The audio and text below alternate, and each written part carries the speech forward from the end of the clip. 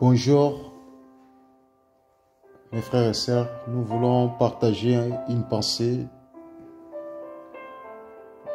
de la part du Seigneur dans le livre de Matthieu chapitre 19 verset 12. On va prier le Seigneur. Seigneur, nous te bénissons, nous t'exaltons pour ta grâce. Car c'est toi, Seigneur mon roi, qui donne l'interprétation de ta parole, Seigneur. Que ta grâce, Seigneur mon roi, nous soit favorable en ce moment, au nom de Jésus-Christ. Amen. Mes frères et sœurs, nous sommes dans le livre de Matthieu, chapitre 19, au verset 12. La Bible dit, car il y a des iniques qui les sont dès le ventre de leur mère. Il y en a qui les sont devenus par les hommes. Et il y en a qui se sont rendus tels eux-mêmes à cause du royaume des cieux, que celui qui peut comprendre, comprenne. Bien-aimés dans le Seigneur, j'aimerais que nous puissions partager sur les iniques. Nous voulons partager sur les iniques. Dans la Bible, nous avons vu que, et la Bible nous parle sur les iniques. Déjà, qu'est-ce qu'est un inique? Les iniques, ce sont des hommes castrés. Des hommes qui ont l'incapacité naturelle. Des hommes qui ont l'incapacité naturelle de ne pas donner la sémence à une femme. Voyez, donc, parce que ce sont des hommes castrés. Ils ont l'incapacité de donner la sémence à la femme. Donc, l'incapacité naturelle. C'est ça les iniques. Donc, c'est celui qui a une incapacité naturelle.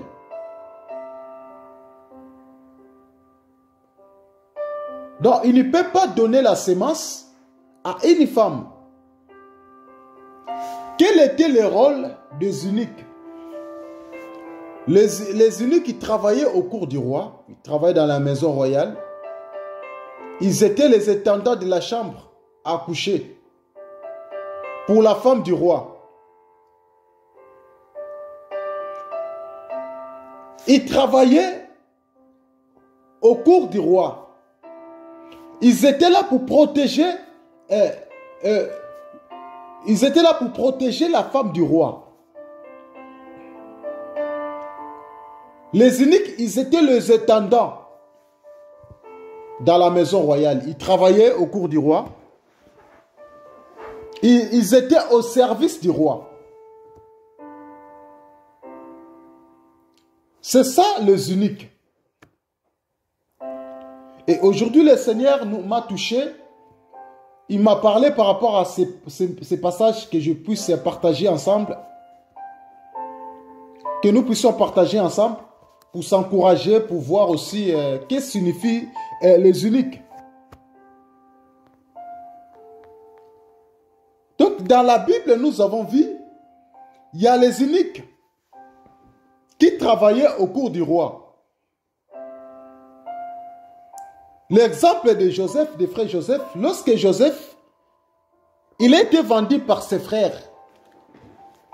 La Bible dit que Joseph, il travaillait pour Potiphar. Il était au cour du roi, bien aimé dans le Seigneur. Nous sommes dans le livre de Genèse, on va lire Genèse chapitre 39, au verset 7 jusqu'au verset 8. La Bible dit, après ces choses, il arriva que la femme de son maître porta les yeux sur Joseph et dit, couche avec moi. Au verset 8, il refusa et dit à la femme de son maître, voici mon maître ne prend avec moi connaissance de rien dans la maison et il a remis entre mes mains tout ce qui lui appartient. Voyez? Donc Joseph, il travaillait dans la maison de Potiphar. Il était comme un eunuque. Donc nous avons dit que les eunuques, ce sont des hommes qui ont l'incapacité de donner la semence à la femme. Ce sont des hommes castrés. Car des eunuques là, ils ne peuvent pas donner la semence à la femme d'autrui. Dans la Bible, on a vu l'histoire de Joseph. Joseph a été tenté par la femme de Potiphar. La femme de Potiphar voulait qu'ils tombent ensemble avec Joseph. Et la Bible dit Joseph refusa. Parce que Joseph, il avait confiance de son maître Potiphar. Joseph ne voulait pas coucher avec la femme de son maître.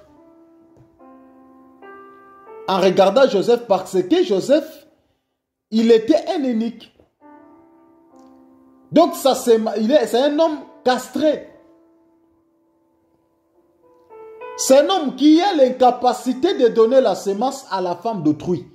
Voyez?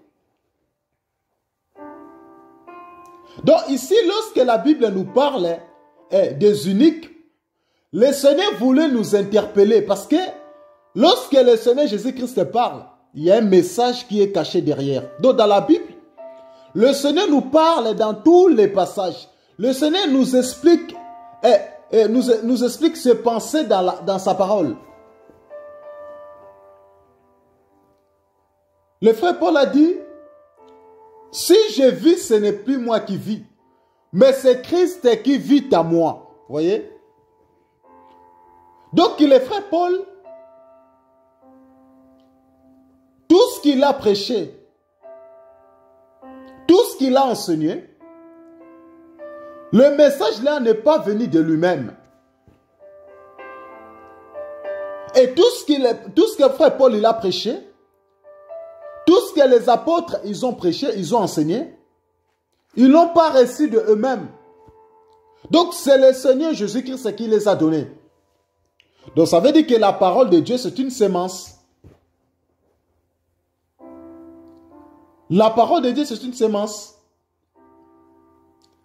Donc, le frère Paul, il n'a pas donné sa propre semence aux chrétiens ou à l'église, qui est la femme d'autrui. Mais il a donné la semence qui est venue du Seigneur. Il a donné la semence qu'il a reçue auprès du Seigneur. Voilà, c'est pour cela, la Bible dit, c'est poussé par le Saint-Esprit que les hommes ont parlé de la part du Seigneur. Donc si aujourd'hui nous prêchons l'évangile, nous ne prêchons pas nos propres pensées, nous ne prêchons pas nos propres raisonnements, mais nous prêchons le message qui vient du ciel. Le message que le Seigneur Jésus-Christ nous a donné. Donc nous ne donnons pas nos propres semences aux enfants de Dieu, mais nous donnons la semence qui vient du ciel. Parce que la femme d'autrui doit être bien conservée. Parce que nous sommes dans le temps où Dieu veut utiliser que des eunuques. Des eunuques, ce sont des hommes castrés. Des hommes qui ont l'incapacité de donner la semence à la femme d'autrui. Parce que si tu n'es pas un homme castré, tu ne peux pas travailler au cours du roi.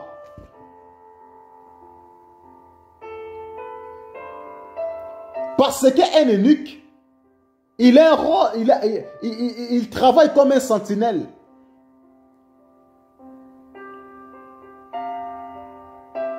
Il est un surveillant de la femme d'autrui, de la femme du roi. C'est un gardien, celui qui veille. Il est sentinelle, il veille sur la femme du roi. Bien-aimés dans le Seigneur, le Seigneur veut nous interpeller que nous sommes des eunuques. Et tout le monde qui défend le message de la croix, tout le monde qui défend la sainte doctrine, le Seigneur nous a fait des eunuques. Afin de conserver sa femme qui est l'Église. Parce que la femme d'autrui doit être intouchable. Même aujourd'hui, la Bible dit la nature ne vous enseigne-t-elle pas? Donc tu ne peux pas prendre la femme d'autrui. Tu ne peux pas donner la sémence à la femme d'autrui. Donc la femme d'autrui qui est l'église du Seigneur doit être conservée.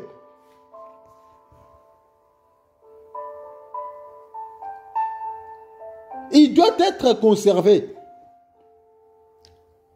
Dans la Bible, nous avons vu, il y a une histoire de l'eunuque éthiopien. Cet homme, il a quitté l'Éthiopie. La Bible dit qu'il avait les livres d'Ésaïe. Il lisait les prophètes d'Ésaïe. Mais il n'avait pas l'explication des livres.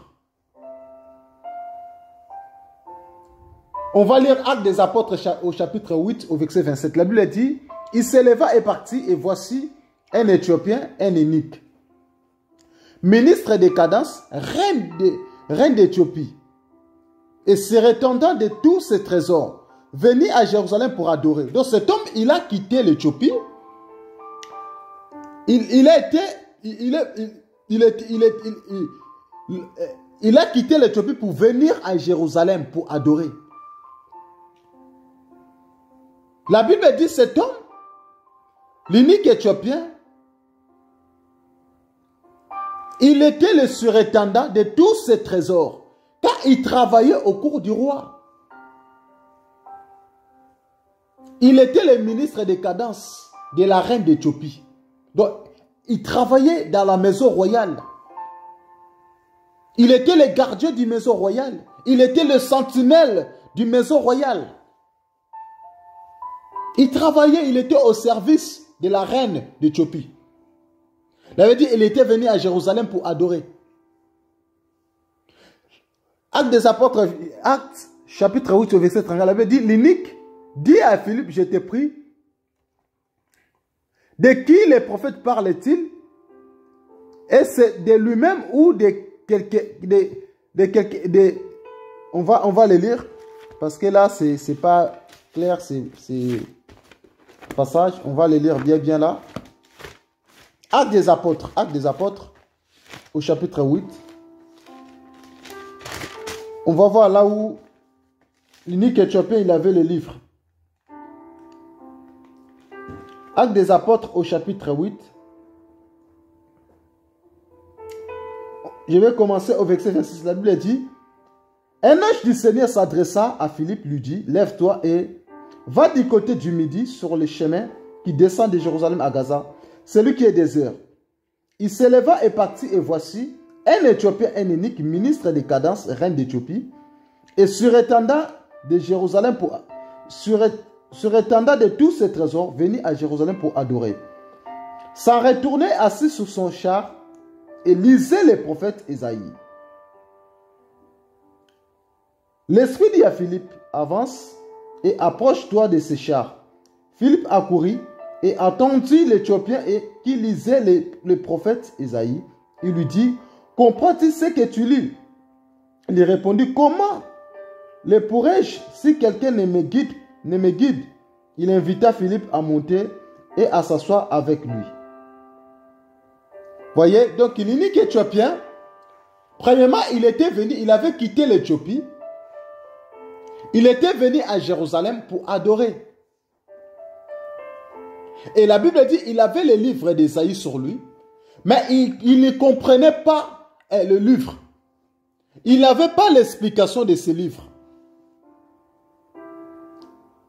Mais son souhait était de comprendre le livre d'Ésaïe, des prophètes Ésaïe. Voilà, c'est pour cela que Philippe a posé la question, comprends-tu ce que tu lis? Bien-aimés dans le Seigneur, étant que les eunuques, nous devions comprendre ce que nous lisons.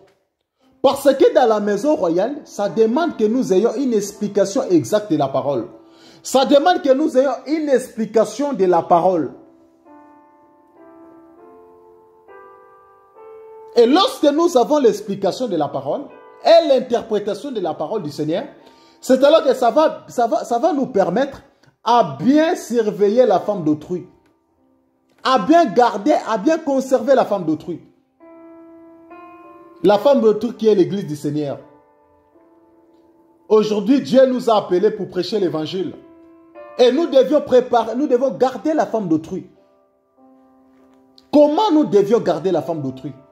En lui prêchant les véritables messages pour le préparer au mariage. Parce qu'il n'y a qu'un seul mariage qui attend l'église. C'est le mariage avec son époux qui est le Seigneur Jésus-Christ. Voilà, c'est pour cela dans Matthieu chapitre 25, la Bible nous parle de 10 vierges. Tous les 10, ils étaient vierges. Ce sont des femmes qui n'ont pas la sémence. Parce que lorsque le Seigneur reviendra, il va prendre une femme qui n'aura pas la sémence. Il n'aura pas la sémence d'un autre mari. Ce seront des femmes qui seront sans tache. Ils seront sans sémence. Voilà, c'est pour cela, étant que des uniques, le Seigneur nous interpelle à bien conserver la femme d'autrui. Parce que les uniques, ils ont un rôle de travailler au cours du roi. Et ce sont des hommes castrés. Des hommes qui ont l'incapacité de donner la sémence. Parce que la Bible nous parle ici, dans Matthieu chapitre 19, verset 12, la Bible nous parle de 3 sortes des uniques. La Bible nous dit, car il y a des uniques qui les sont dès le ventre de leur mère. Il y en a d'autres qui sont nés uniques. Dès le ventre de leur maman. La Bible dit, il y en a qui se sont rendus tels qu'eux-mêmes.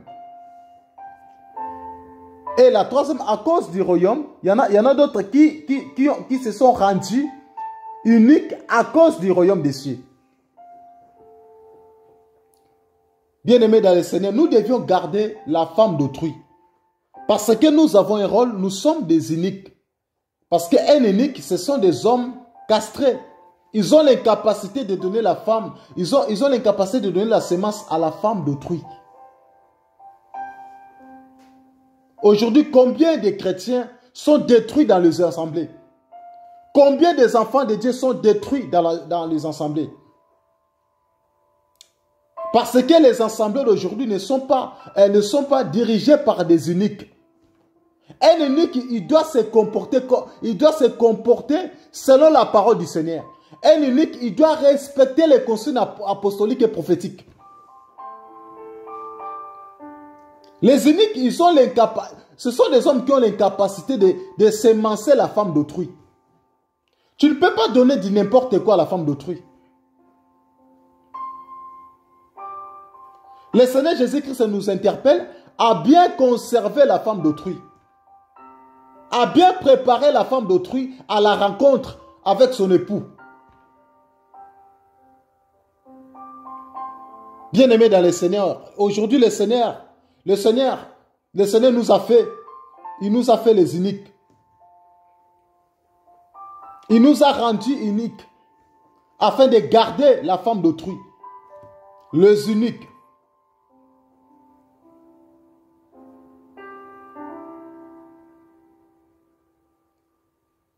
Bien-aimés dans le Seigneur, que le Seigneur Jésus-Christ vous bénisse. C'était une petite pensée, une petite interpellation que je voulais partager avec vous ensemble sur les uniques. Nous sommes dans les temps des uniques. Le Seigneur cherche des uniques. Aujourd'hui, beaucoup des hommes de Dieu, ils n'ont pas la sémence castrée. Ce sont des hommes qui n'ont pas été castrés. Mais ils servent le Seigneur. Beaucoup de chrétiens d'aujourd'hui qui servent le Seigneur. Mais ce ne sont pas des hommes. Ce ne sont pas des hommes castrés. Parce que lorsque nous acceptons le Seigneur Jésus-Christ, le Seigneur Jésus-Christ, ça nous transforme.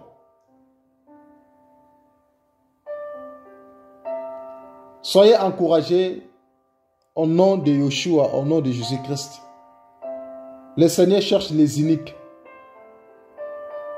Des hommes castrés, des hommes qui ont les capacités de sémencer sa femme.